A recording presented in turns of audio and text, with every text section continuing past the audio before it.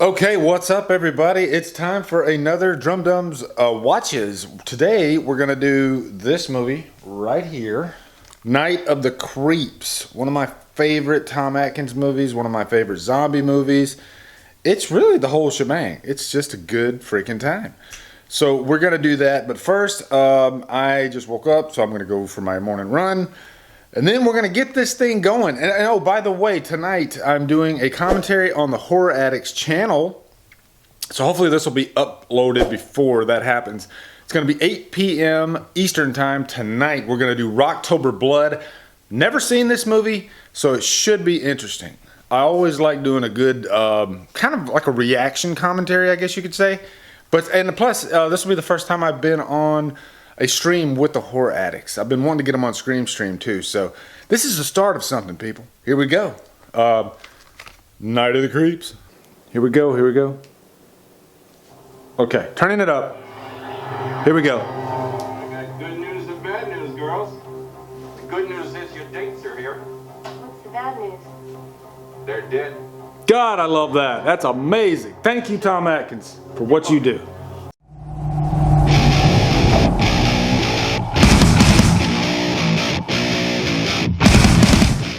Oh God, I feel so fresh.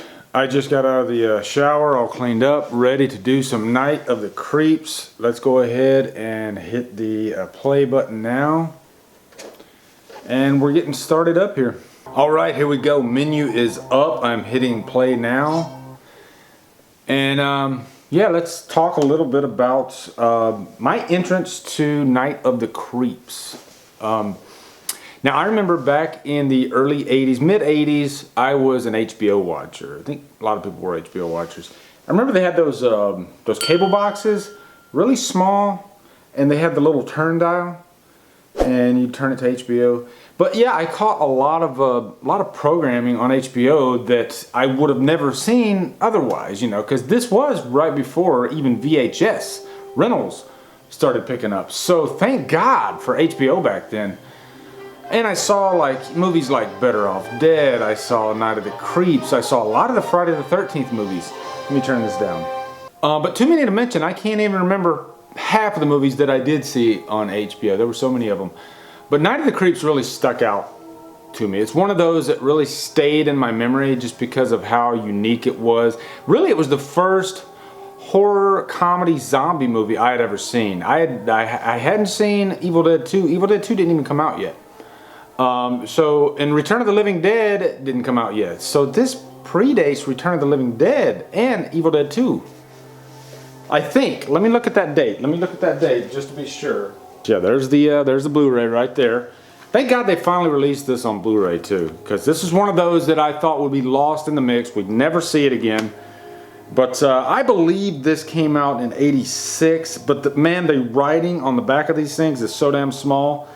Holy crap, there's no way I could possibly make that out. So in the bottom, let me know if I'm wrong on that. Oh, here it is right here, 1980. I want to say 86. If I'm wrong, let me know in the comments. But I think this predates those two other big horror comedies. Now this entrance with the aliens that's coming up, for some reason I don't remember that at all. It's really silly looking though. The aliens look stupid. So if I had to pick the movie apart, that'd probably be the first thing I would pick apart. But yeah, we're getting into the alien, I call it like the alien midget scene, because they look like alien midgets. Now remember this, of course, is way after Ridley Scott's Alien. And can you imagine these going up against xenomorphs? It'd be silly, really silly. But I like the cheesy music that they play in the background, the synthesizers. A lot of those 80s movies, they had those synthesizers, and they're really kind of infectious. I love them. But throughout this, we're going to touch on some scenes that I really like in this movie. It's probably going to be a good 30-minute episode, just like usual. There's a lot of great things about this. I haven't even mentioned Tom Atkins yet. We're getting to that. Thrill me. But yeah, Night of the Creeps. I've been looking forward to this one, guys. This one's so much fun. Thank you for pushing for this one. Yeah. Really happy.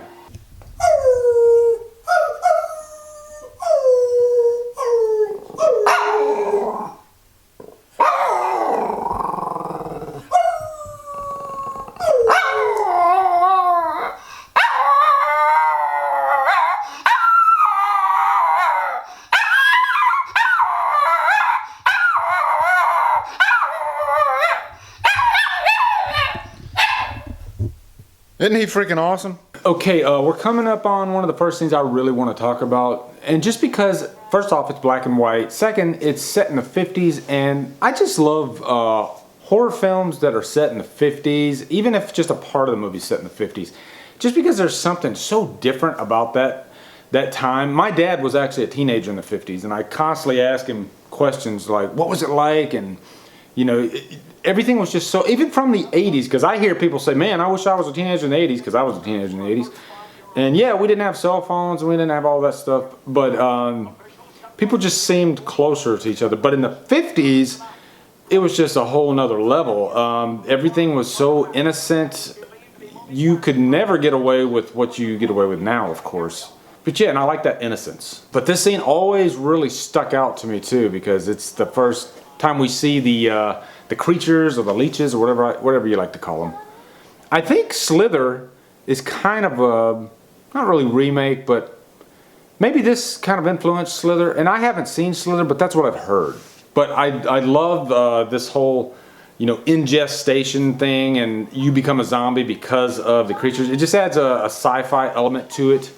Kind of like Alien, really. You know, Alien, they laid eggs in the host, but the host didn't become zombies. So in this one, they actually become zombies, and it just makes it really fun. I'm gonna take a picture of this and get all like third dimension and post this on Instagram, just for the hell of it.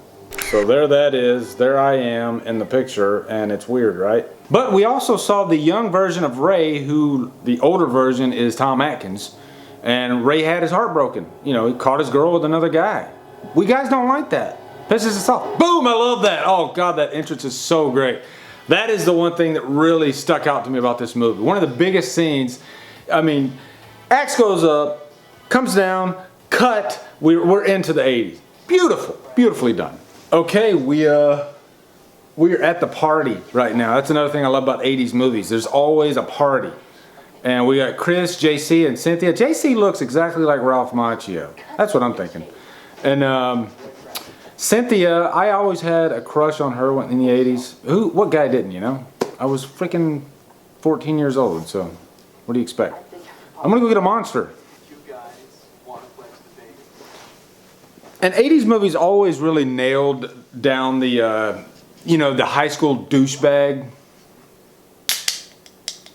personality, I guess. And yeah, you had this one in Karate Kid, and just an onslaught of them. And they always had this this blonde-haired dude that's just a complete douchebag. Nobody will ever top the guy from Karate Kid, though. Johnny, I think? Yeah, nobody will ever top Johnny. Johnny is the quintessential male douchebag, jock. Okay, so they're about to release the Corpsicle, as it's referred to in the movie. And I have to talk about the scientist, David Paymer. I guarantee you've seen David Paymer in so many movies throughout the 80s, 90s, and probably today still. You know, he's a character actor. Just one of those guys you constantly see, but you never know his name. He's always perfect for these type roles, and one that I remember him in specifically was Payback. And he's just one of those characters, just a slimy weasel, and just annoying as hell. But he can really play anything. He's not like that in this. But yeah, I just wanted to mention David Paymer. Because character actors, they don't get the credit that they deserve a lot of the times. And there's a documentary called that movie with that guy, and it's about character actors. I'll post it in the info box what exactly the name of it is, but it's really interesting actually. These are guys that they just make a living from, you know, movie to movie, and they don't know when their next check's going to come. So it's always interesting to know that stuff. And how do you drink your Monster? I usually sip on mine. Wow, JC is giving Chris the business. He's pissed. He's really pissed. And he still looks like Ralph Macchio. But I'm going to take you guys in the garage real quick. Because yesterday, I spent about 4 or 5 hours in a warehouse recording on my drums. And so I'm going to show you what my drums look like right now. Because when I got home, I was exhausted and I did not feel like setting them back up. And plus, I can't really play here anyway. So why put them back together, you know? And what I did yesterday was I did a drum cover. with Tim from Reviewed Later, formerly The Late Reviews. And yeah, we just have a blast doing covers together. We did a cover before for The Crow. It was for The Cure, Burn. Yeah, and yeah, we just enjoy working together. But we're definitely planning on doing some more in the future. And definitely check out that cover though. But I kind of had some trouble getting it on YouTube because, Levi's scared. Levi's scared of everything. But yeah, I had trouble getting it on YouTube because I couldn't use the actual song from the Smashing Pumpkins in the video. And so, oh God, I love this scene. This is awesome. There it is. There's Tom Atkins.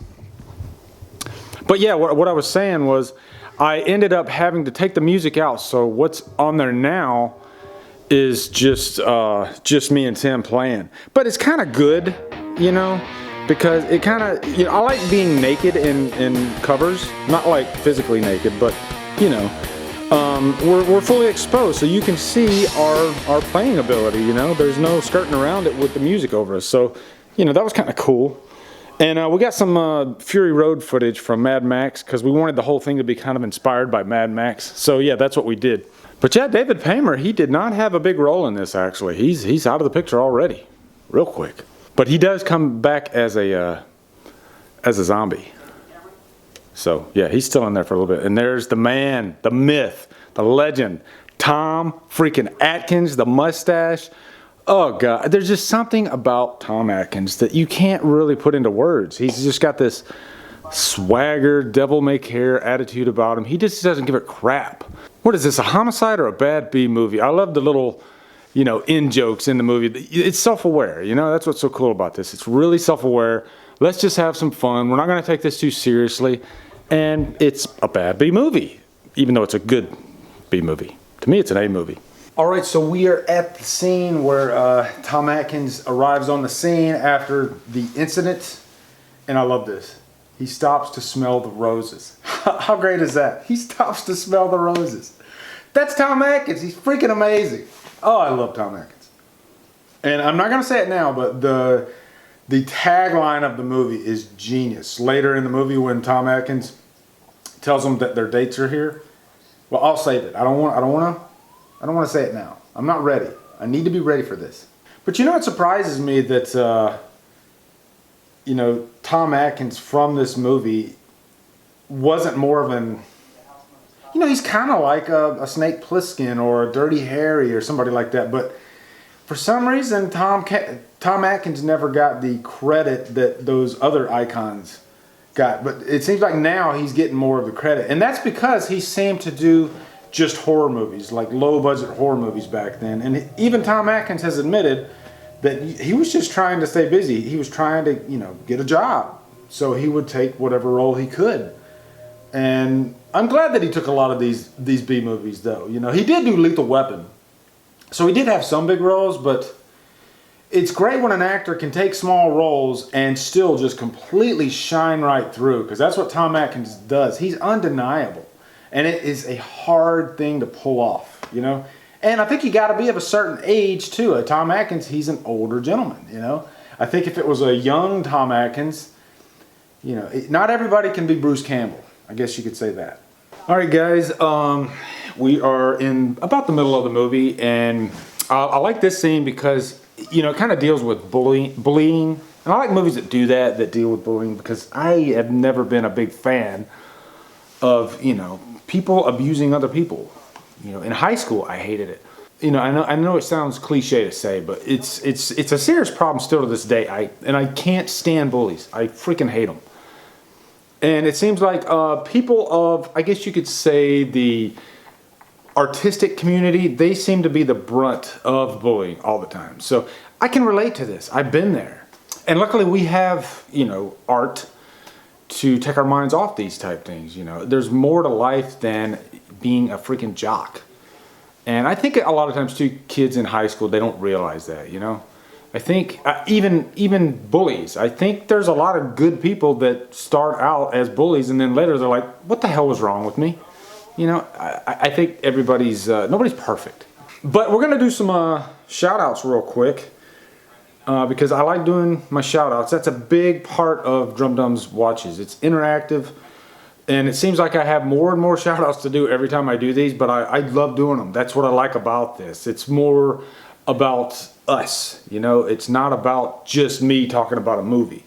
So, you know, every Drumdums watches episode, there's probably going to be a good, you know, 5, maybe even 10 minutes of shout outs in there. So you can always skip past if you want to just get right to me talking about the movie. But anyway, here we go. Tim Swope from Killer Flicks, he says, I need to get this movie. Been years since I've seen it. Enjoy. Dan Wolf says, please shout out. Wolfie, it's time to rewatch this. Wolfie, it's time to rewatch this. Night of the Creeps, baby. Kayla J says, love this movie. Haley, will you be doing a live Drumdums watches for when you watch it? It'd be cool to eat some popcorn and watch it with you and the other viewers. Just curious, enjoy. I've actually been thinking about doing that. Like, you could totally do a live Drumdums watches. So it's something I'm definitely considering. I don't know if I'll do it for a movie I haven't seen yet, but I'm going to try it. I think I'm going to try it and see how it turns out. So yeah, good question though, Kayla. Nicholas Anthony says, I do. Just bought this movie Saturday because of this group and can't wait to watch it. You guys always have the best suggestions, even if my wallet takes a hit at the checkout. You know, I'm glad you said that, Nicholas, because Killer Flicks is so awesome. I've found horror movies that I've never heard of through Killer Flicks. So many of them. One of them was like Inside. I haven't seen that yet, but that's one that's definitely on my radar. It's a foreign film. I want to see that so bad, and that's because of Killer Flicks. Cody Leach says, I watched this movie for the first time last month. Discovering your channel put me on a huge horror kick. So thank you, Lee, and thrill me. Thrill me, Cody. All right.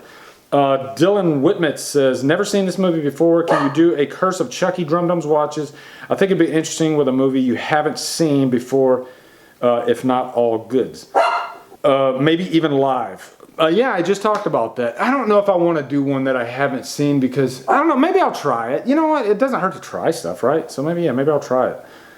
Steve Bernard says, saw that for the first time a couple of weeks ago. Amazing. As a teen, I was at the mercy of my local video store. If they didn't carry a title, I wouldn't get to see it. Yeah, and I talked about this at the beginning.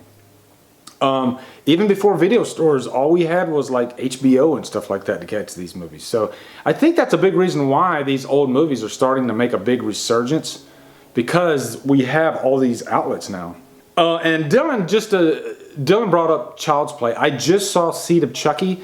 I'm probably going to be recording my review for that today. But, oh my God. I'll save it for the review. Okay. Mark Bushnell says, one of my favorites of the 80s. I still have a crush on Jill Whitlow. What a babe. I was actually going to get to Jill Whitlow. I was going to talk about her once she really pops up. But yeah, I love Jill Whitlow. And then Jason Hamilton says, still have yet to see this movie. Jason, what the hell, man? This is Night of the Creeps, baby. You need to check out this movie. This is an essential, fun horror flick. Definitely. And also, I want to give a quick shout out to some Twitter guys that constantly retweet my stuff, constantly send me comments. Just really great dudes, great friends. Jay Anthony, Jose, Low Carb Monster, and Bushman Blue. Those guys are just top notch. They constantly support what I do, and I really appreciate that. So I wanted to make sure I give them a good shout out. And more Twitter shout outs are going to come later though. Brian Lomax is a super cool monster of mega ultimate massive proportions. I hope I got that right. All right, real quick about this scene. I think it's worthy to talk about. JC's in the bathroom and he sees some evil shit going on outside. But if you look at the stall, the writing on the stall, it says Striper rules. And there's kind of an inside joke to that because the set designer was actually married to Michael Sweet, the lead singer of Striper. And if I gotta make a confession, I was a big Striper fan back in the 80s. And I actually listened to, I think their last album was actually kind of a return to form. But you know, they were one of those Christian metal bands, and that wasn't the reason. I don't listen to music because of a label that's on it. I listen to music if I like the music. And Striper, I dug their metal back in the day, you know? So yeah, I was actually a Striper fan, and I found that interesting that Michael Sweet's wife, who actually passed away of cancer a few years ago, rest in peace, yeah, she has kind of a stamp in this movie. Kind of cool. So we just had some zombie action. They were getting off the bus after the bus crash, but this is a really funny scene because it kind of shows how oblivious teenagers are. her boyfriend, or about to be ex-boyfriend, he's a zombie, and she has no freaking, you know, clue that he's a zombie because she's not really paying attention. But Jill Whitlow, I said I wanted to talk about her.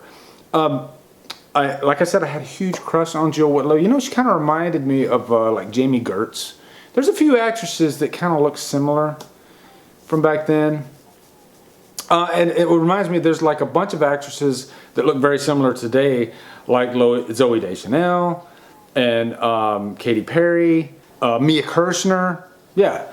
So, oh yeah, I love that scene. His head just like plopped right open. Slugs falling out. Great, great stuff. And Chris, doesn't he remind you of John Krasinski a little bit? Just a little bit, like the John Krasinski of the 80s. And you know, if you're gonna go on a zombie apocalypse hunt, then it's good to have a flamethrower. I think a flamethrower is probably one of the best weapons you can have. They're dead. That's it. They're dead. Oh shit. Look at the look. I want to rewind that because I want to hear the whole thing. So I'm going to rewind it. Here we go, here we go. Okay, turning it up. Here we go. I got good news and bad news, girls. The good news is your dates are here. What's the bad news? They're dead. God, I love that. That's amazing. Thank you, Tom Atkins, for what you do. And this is where it starts getting fun. This is where you get a lot of good zombie action going on.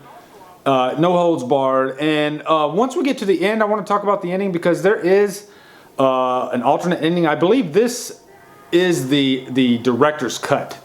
And I kind of prefer the original cut just because the ending is really cool. But we'll talk about that when it comes. You know, it seems kind of cliche, but nothing beats a big explosion ending, you know?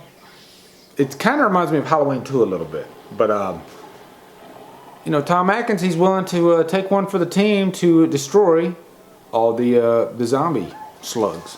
But the ending is coming up pretty soon, which is different than the theatrical ending. In the theatrical ending, a dog comes up and then a slug comes out of his mouth and it goes right up into Cynthia. Goes right up into Cynthia. So, and then that's the end. Roll credits.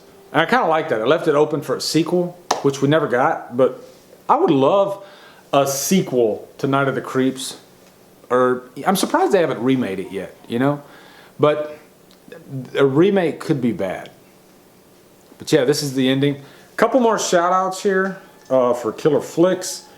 Okay guys, I'm in the middle of editing, as you all know, so I wanted to get the rest of the shout-outs. First we're going to start with Killer Flicks, as always. Mason Lake, he says, sweet, I love this flick. I hope you do as well. Your dates are here scene is priceless. I completely agree, Mason. Love that freaking scene. One of my favorite horror scenes ever, actually. Mark Kimberly says, give me a shout-out, just call me Kimbo, everybody else does. Okay, Mark, Kimbo it is.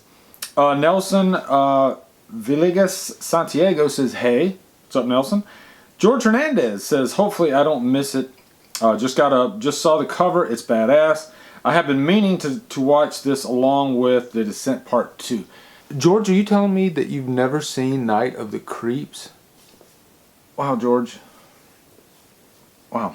Okay, Lee Debo Ducker's News says, Jill Whitlow could have possibly been my first wet dream. Keep up the good work, Lee. You're a legend. No comment. Lucas Ferreira says, hey Lee, great movie. I love Drumdums watches. Thank you, Lucas. I appreciate that.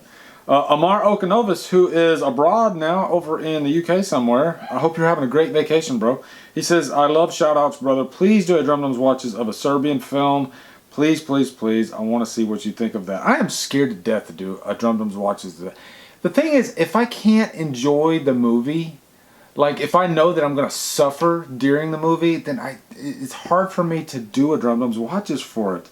And Simon Jones replies to that, I dare you. That just makes me not want to do it. Plus, how much footage can I show you of that movie during a Drumdums watches? Answer that for me, people. Ben Tanner says, love that movie. Good news is your dates are here. Bad news is they're dead. Okay, now we're going to go to Twitter real quick and see how many likes we got. Okay, Levi's howling, but we're going to do this over the howling, okay?